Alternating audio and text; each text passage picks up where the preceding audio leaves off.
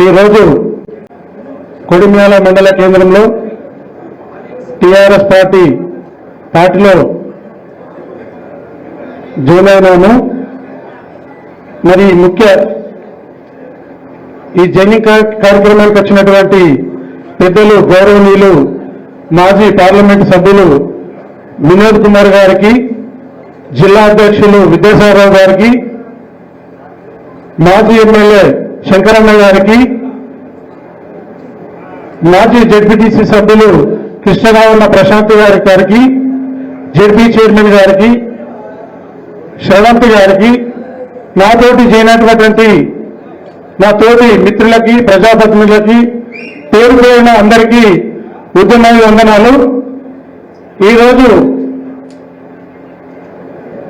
మంచి శుభదినం అనుకుంటున్నాం. మరొకసారి మరి మేము 2014లో కూడా బీఆర్ఎస్ పార్టీ నుండే ఎంపీటీసీగా గెలుపొందడం జరిగింది. తర్వాత అనివార్య కారణాల వల్ల, కొన్ని సంఘటనల వల్ల వేరే పార్టీలో చేరి మరి అక్కడైతే ఆగమవుతున్న ఉద్దేశంతో మరి ఇక్కడ ఇప్పుడు గెలిచినటువంటి వ్యక్తులు వాళ్ళకు వాళ్ళే గొప్పలు చెప్పుకోవడము, రీల్స్ తీసుకోవడం తప్ప అభివృద్ధి అనేది చేయడం లేదు. మరి దొంగ హామీలు ఇచ్చి దొంగ ఏడుపులు ఏడ్చి గెలిచిన నాయకులు వాళ్ళు రీల్స్కే పరిమితమయ్యారు, అభివృద్ధి కాదు. మరి మొన్న రామకృష్ణాపురం నుండి నాచుపల్లి బ్రిడ్జ్ ఓపెనింగ్ మరి ఇక నేను మాట్లాడితే మంచిగా ఉండదు, కానీ ఎవరు కట్టించినో మీకు తెలుసు. మరి మనం కట్టించిన దానికి వాళ్ళు ముద్దాడ నెట్టారా కరెక్ట్ అని చెప్పి వాళ్ళు అనంతరంగా బ్రిడ్జిని మేమే కట్టించినామని గొప్పలు చెప్పుకొని మరి మొన్న ఓపెన్ చేయడం సిగ్గుచేటు.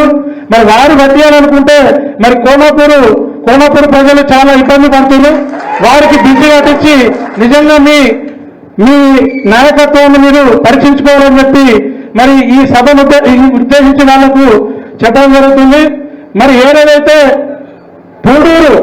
పూడూరు గ్రామంలో నేతన్నలకు మోసం చేసినటువంటి వ్యక్తి మరి వినోదన్న కష్టకాలంలో ఉన్నప్పుడు మరి పెద్ద ఆయనతోటి 10 సంవత్సరాలు ఉండుకుంటూ మరి పెద్ద ఆయన కష్టాలు ఉన్నప్పుడు వదిలిపోయినటువంటి వ్యక్తి మరి అతని దగ్గర నుండి మరి పద్మశాలి నేతన్నలకు ల్యాండ్ ఇప్పిస్తామని చెప్పి కోర్టులో కేసు వేసిన మరి సత్యం గారు ఎక్కడ?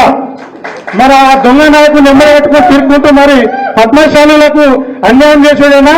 మరి ఆ రోజు మీరు పూడూరు చౌరస్తాలో గొప్పలు చెప్పి ఇప్పటి వరకు కూడా మరి మీ షేర్ ఎంత మరి మీరు ఏం తీసుకున్నారు అని పక్కన పెట్టుకుని తిరగడం ఎంతవరకు సబాబు? కొడిమేలో కూడా చిలకబాబు ప్రక్షాళన లేనిపోని హామీలు ఇచ్చి ఏడ్చి గట్టెనెక్కి ఇవాళ ప్రజలను కానీ నాయకులను కానీ పట్టించుకున్న పాపాన లేదు.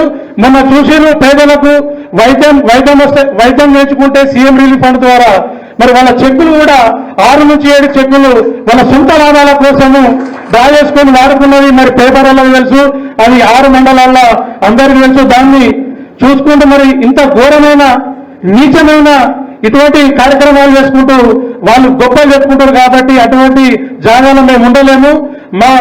మా పార్టీ గులాబీ పార్టీ, మేము ప్రాణం ఉన్నంత వరకు ఈ గులాబీ జెండాను విరోధమని మనస్ఫూర్తిగా ఈరోజు చెప్తున్నా. అయితే వినోదన్న గారికి మరి రవిశంకర్ అన్న గారు కూడా ప్రతిదానికి రైతుల పక్షాన కానీ ఎక్కడైనా ఏ ప్రాబ్లం ఉన్నా కానీ వచ్చి వారి తరఫున కొట్లాడడం కానీ ఎవరికి ఆపద వచ్చినా కానీ అన్నగారు ఆధ్వర్యంలో మేము తోడుండి మళ్ళా గులాబీ జెండా చొప్పదండి నియోజకవర్గంలో గంగాధర నడిబొడ్డులో పాతి చూపిస్తామని ఈ వేదికగా చెప్తున్నాను. ఖచ్చితంగా మనమందరం స్థానికంగా కూడా ప్రజాపతిలో మళ్ళా గెలిచి మళ్ళా మన కేసీఆర్ గారే ముఖ్యమంత్రి కావాలని, మన వినోదన్న మనకు ఎంపీ గారు కావాలని, మన రవిశంకర్ అన్న మనకు ఎమ్మెల్యే గారు కావాలని కోరుకుంటూ మనస్ఫూర్తిగా ఈ అవకాశం ఇచ్చినటువంటి పెద్దలందరికీ మనస్ఫూర్తిగా ధన్యవాదాలు చెప్పుకుంటూ ముగిస్తున్నాం. జై తెలంగాణ.